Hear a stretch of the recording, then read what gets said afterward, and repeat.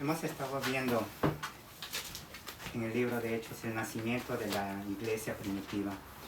Vimos, no solamente en el libro de Hechos, sino cuando hemos visto otros libros, que junto con la obra de Dios hay oposición. Hay oposición y la oposición es inmediata, surge inmediatamente, ¿no? Hemos visto de dónde que parte, de dónde que sale esa oposición, ¿no? ¿De dónde que sale esa oposición? ¿De dónde que sale esa oposición a la obra de Dios? Las personas inconversas. Debería ser, ¿no? Pero por ejemplo hemos visto que Satanás llenó el corazón de Ananías y Ananías era un creyente, ¿no? No solamente la oposición hacia la obra de Dios surge del enemigo de nuestras almas, de Satanás, ¿no? Que puede usar inconversos como puede usar también influenciar, ¿no? A creyentes, como hemos visto, ¿no? Hemos visto como la primera persecución cuando apresaron a Pedro y a Juan. Vimos que eso no impidió el crecimiento de la iglesia, eso no interrumpió el crecimiento de la iglesia, al contrario, ellos salieron y la iglesia continuaba creciendo. Vimos cómo es que el pecado entró en la iglesia, lo que hemos visto en Ananías y Zafira, ¿no? Más inmediatamente vimos lo que Dios hizo, juzgó el pecado dentro de la iglesia y eso creó temor dentro de la iglesia, y no solamente dentro de la iglesia, sino fuera también. ¿Y qué sucedió con la iglesia? Continuó creciendo.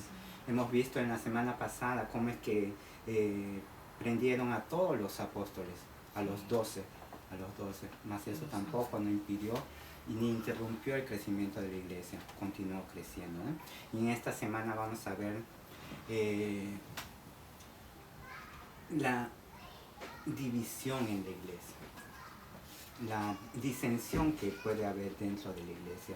Y vamos a prestar atención cómo es que el enemigo, cómo Satanás puede usar diferencias entre los creyentes, diferencias que ya hay desde antes de convertir, más diferencias que no son esenciales para separarnos, porque lo único que puede separarnos es, ¿qué es lo único que puede separarnos? La muerte. ¿La muerte? Sí, porque ¿qué es lo que podrías separarnos en una forma general? No solamente separar dentro de la iglesia. Sí. Dentro de la iglesia. ¿Qué es lo que separa? Separa el pecado. ¿Pecado? Sí. Lo único que nos puede separar es de que si somos creyentes e incrédulos, ¿no? Porque no hay ninguna comunión entre la luz y las tinieblas, ¿no? Porque si somos creyentes, si creemos en Cristo y tenemos la misma fe, no hay nada que debería separarnos, nada que debería separarnos, ¿no? Pero no hay, ¿no? Vamos a verlo en esta semana. El pecado también trae separación, porque nos trae separación de nosotros a Dios, ¿no? Porque o sea, Dios que rompe la comunión dentro de la iglesia, ¿no? Rompe la comunión. Sí, ¿no? Vamos a leer a partir del versículo 1 del capítulo 6 hasta el versículo 7. Versículo 6, ¿no? Capítulo 6 del versículo 1 al versículo 7. La palabra de Dios dice, en aquellos días, ¿todos estamos con nuestra Biblia? Las hermanas. Venga, siéntese acá. Acá más cómodo.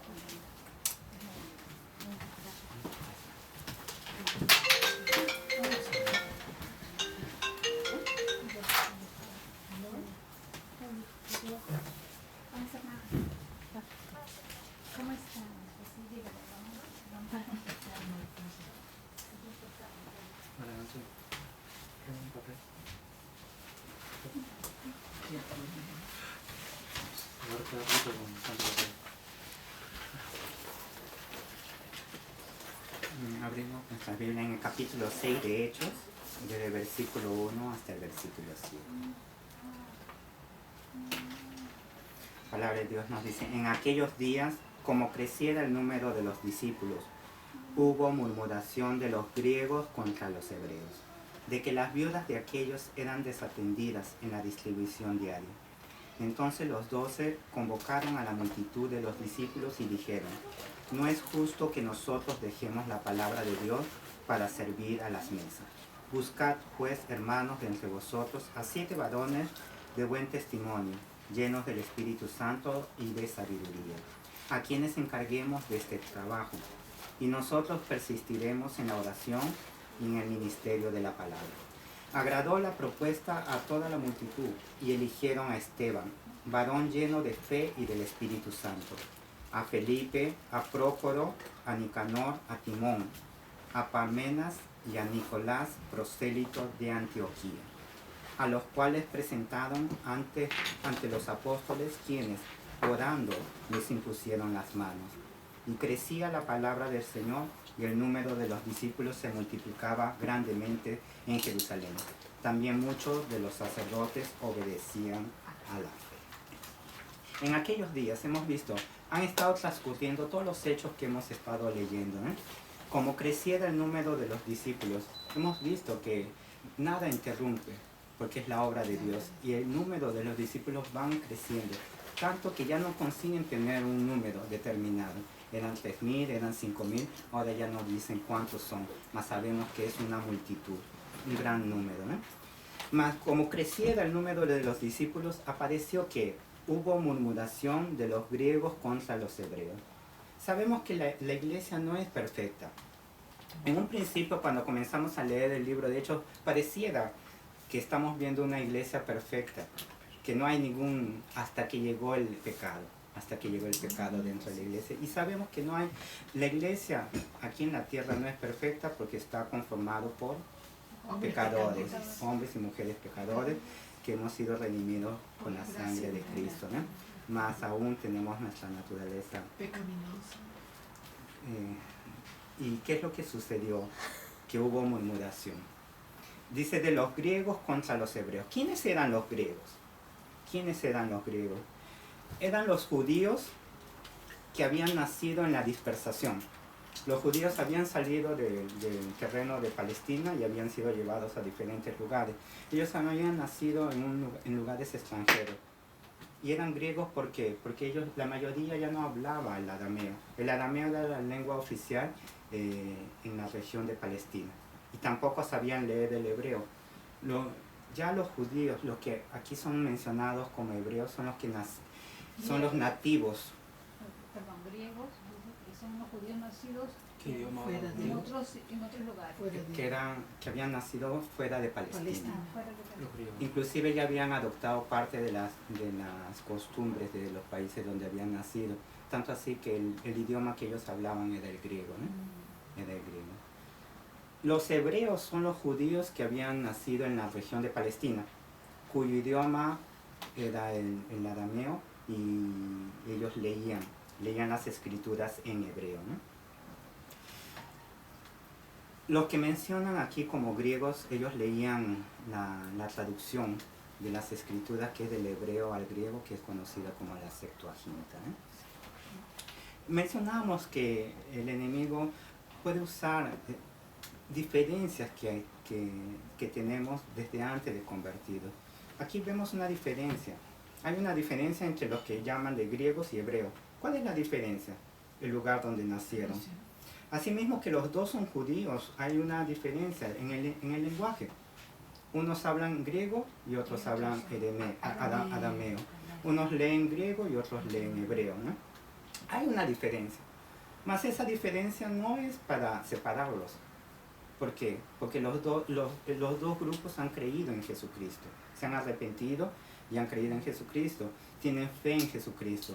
Han sido perdonados sus pecados, son parte del cuerpo de Cristo. Mas hay una diferencia.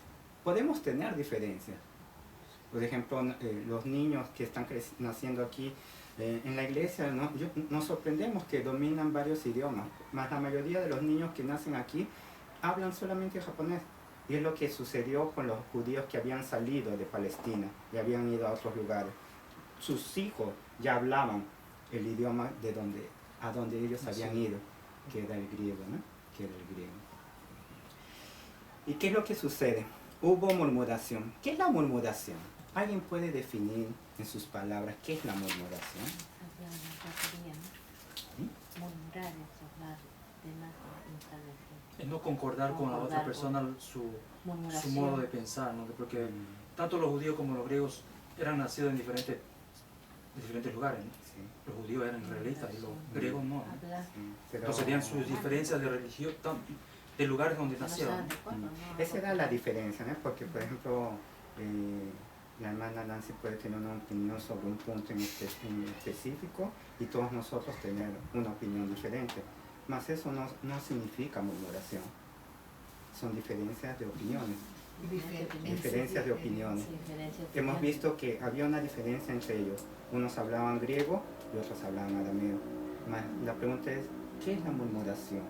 El tener opiniones causa la diferentes no murmuración. significa murmuración, porque yo puedo tener una opinión diferente de la hermana y podemos conversar sobre ese asunto. Eso no significa que yo murmure. Yo iría a murmurar No, pero- si yo tengo una diferencia Y no y, está la otra en persona. vez de hablar directo con la persona, voy Exactamente. dispersando mi O sea, no opinión están presentes ni están contraria conversando. a todas las personas, a todas las personas, de persona en persona. Eso va de oído en oído. Eso es Claro, murmuración, murmuración ¿no? es que no está la propia persona que se pueda defender, Ujú. también si están comentando No de ella. está la persona. Ujú. Le- repito, lo recapitulo. Podemos tener opiniones diferentes y las tenemos. Y siempre van a surgir opiniones diferentes, porque mi opinión no siempre va a ser de opiniones personales, estamos hablando, ¿no? Opiniones personales, porque podemos tener opiniones diferentes, mas eso no significa murmuración, el tener en sí opiniones diferentes. Más la murmuración es ir, en vez de hablar directamente con la persona, hablar a Hablar otras a otra personas ya persona. con otro y Intención. con otra intención, exactamente, con otra intención. ¿Y qué es lo que la palabra de Dios nos enseña sobre eso? Es bien claro, ¿no? Que no murmuréis. Nos habla, por ejemplo, en Mateo. Mateo. En el Antiguo Testamento cuando murmuró de Moisés. Mateo. Hay un ejemplo, sí, el de María. Es la hermana de Moisés. Ella murmuró, está en Números, murmuró con Aarón. Y el motivo de la murmuración era porque Moisés se había casado con una mujer que no era judía, sino que era cusita, ¿no? Probablemente era del África, ¿no? No, probablemente no, era de la región de África, ¿no?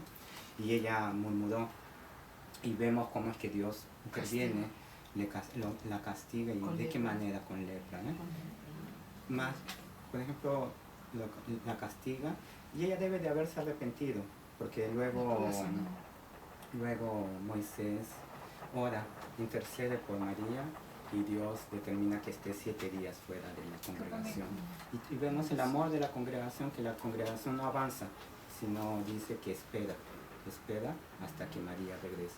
Es decir, espera los 7 días para que María regrese y vayan juntos, porque en ese tiempo estaban andando en el desierto, ¿no?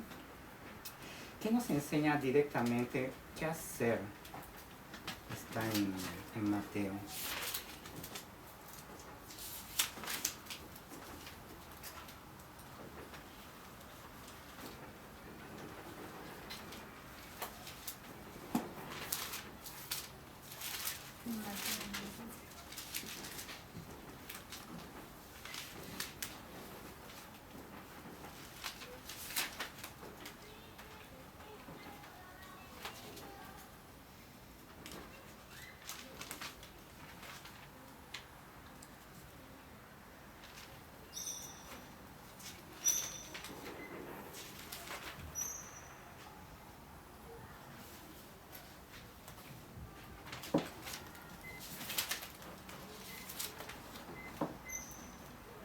La lámpara del cuerpo, ¿no?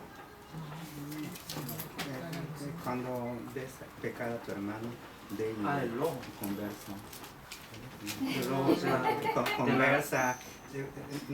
No encuentro exactamente, es en Mateo, que nos habla que si vemos a nuestro hermano pecar, debemos ir a solas y conversar con él.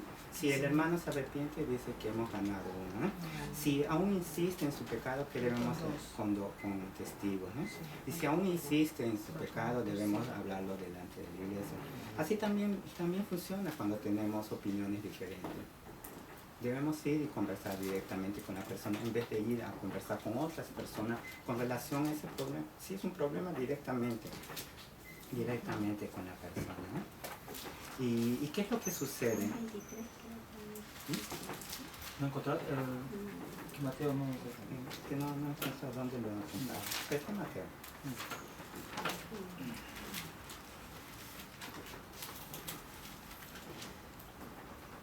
Y surge esa murmuración. ¿Cuál era la murmuración? ¿Qué es lo que había sucedido? Las viudas de los griegos estaban siendo desatendidas en la distribución diaria. La iglesia atendía la necesidad de las viudas, hemos visto en pasajes anteriores, ¿no? Imaginamos cuántas personas, más o menos el número de personas que congregaban, que era la iglesia. No eran 50, no eran 100 personas, ya eran, a muchos pasajes atrás eran 5,000. Hemos calculado rápidamente que deberían ser más de 20,000 personas, entre varones, mujeres y niños, jóvenes y niños, y viudas y viudos, más de 20,000 personas. Imaginemos en un tiempo en el que no había teléfono, en que no había internet, no había cómo mandar mensajes. Imaginemos el trabajo que tenían los apóstoles para dirigir una congregación de más de 20,000 personas. Los apóstoles estaban encargados de... ¿Cuál era la prioridad de los apóstoles? Era predicar estudiar la palabra de Dios, predicarla, enseñarla, y su ministerio también era la oración. Oración y la palabra de Dios, porque la palabra de Dios es unida con la oración. Oración, palabra de Dios y oración, hemos visto, si no recuerdo bien, la semana antepasada, que las personas vendían sus propiedades cuando era necesario y lo colocaban delante de los apóstoles. Ahí entendimos que quienes ministraban esos bienes eran los apóstoles. Una congregación de más de 20,000 personas, los apóstoles estudiando la palabra de Dios, predicando la palabra de Dios, enseñando, yendo a evangelizar, reuniéndose para orar, orando en sus casas, administrando todos esos bienes. La palabra estaba... ¿Nosotros cuántos somos? No somos 50 personas. Un trabajo de ese ya es un gran trabajo. Imaginémonos 20,000 personas, 12 personas dirigiendo, los apóstoles. Y había sucedido eso, que las viudas de los griegos habían sido desatendidas. Mas entendemos que la mayoría de los creyentes de esa época eran los considerados hebreos, los que habían nacido en esa región de Palestina. Los griegos, que son llamados de griegos, eran la minoría. Porque ¿quiénes son esos griegos? Son los que estuvieron en la fiesta de Pentecostés, que habían venido de sus ciudades, de sus países, a celebrar la fiesta de Pentecostés, y allí escucharon la predicación de Pedro. Algunos se convirtieron allí. Y el otro grupo que son considerados griegos son los ancianos que vinieron de sus países en sus últimos años de vida, queriendo pasar sus últimos años de vida donde habían nacido sus padres, sus abuelos, en la región de Palestina. Mas asimismo ellos eran la minoría. ¿Y qué había sucedido? Había sido descuidada la atención de las viudas. De esa minoría era un grupo pequeño, mas eso había originado murmuración. Eso significa que ellos habían estado quejándose unos a otros. Y esa queja llegó donde los discípulos, ¿no? Lo vemos en el versículo 2. Entonces los 12 convocaron a la multitud de los discípulos y dijeron, los 12, son los 12 apóstoles, llamaron a la multitud de los discípulos y dijeron, no es justo que nosotros dejemos la palabra de Dios para servir a las mesas. Ellos, su prioridad era esa. Su prioridad era...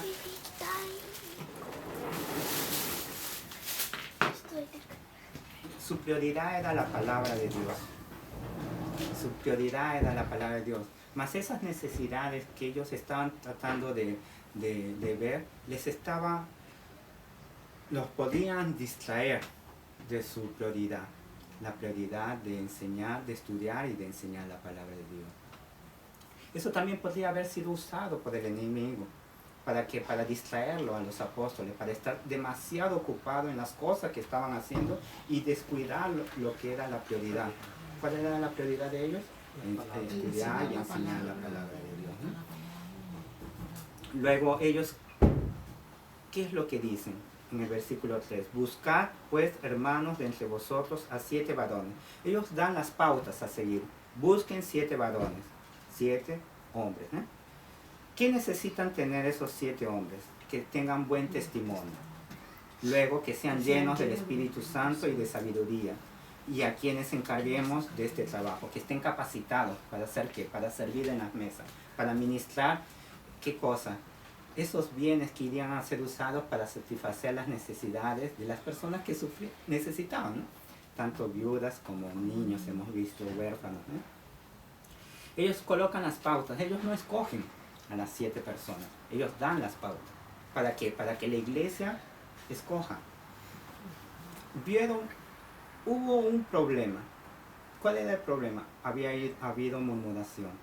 Eso podría haber distraído la atención que ellos tenían. ¿Cuál era la atención? Predicar la palabra de Dios, estudiar la palabra de Dios. Mas ellos no fueron distraídos. Más bien ellos colocaron las pautas a seguir. ¿Qué estaban haciendo? Organizando. Ellos estaban, hasta hace poco habían estado ministrando esos bienes, pero vemos que la congregación había crecido y ellos no podían hacer eso, porque les iba a quitar el tiempo que necesitaban para estudiar y para predicar la palabra de Dios. Y ellos dan las pautas a seguir. Y les presenta, y dice, y nosotros persistiremos en la oración y en el ministerio de la palabra. Y lo que ellos hicieron agradó a toda la multitud. A la multitud que ellos estaban hablando, que era la multitud de creyentes, de discípulos, les agradó la propuesta. Y ellos eligieron a 7 personas. Esteban, a quien la palabra de Dios dice, varón lleno de fe y del Espíritu Santo. A Felipe, a Prócoro, a Nicanor, a Timón, a Pármenas y a Nicolás, prosélito de Antioquía. Son 7 personas. Del último menciona que era prosélito. ¿Alguien recuerda qué significa prosélito? ¿Alguien no recuerda que eran prosélitos? Prosélitos eran llamados los que eran gentiles que se convirtieron al judaísmo. Gentiles que eran convertidos al judaísmo. Nicolás era un gentil que se había convertido al judaísmo y cuando ha escuchado el evangelio, él se convirtió al cristianismo, él creyó en Jesucristo, ¿no?